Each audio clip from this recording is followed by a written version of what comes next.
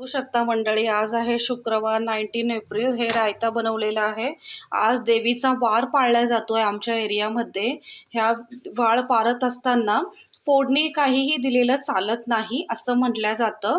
मग म्हटलं आपण राहतो त्या एरियामध्ये, काही गोष्टी असल्या म्हणजे असे काही रूल्स असले तर ज्याने आपल्याला ते मानलं तर आपल्याला काही प्रॉब्लेम होणार नाही, पण मानलं तर ठीक आहे, मनाला एक मानसिक समाधान, हा ठीक आहे, होतं सगळ्यांनी मानलं आणि आपणही त्याप्रमाणे पाळलं म्हणून तर ठीक आहे, पाळायला हरकत नाही, म्हणून मग आम्ही पाळलं.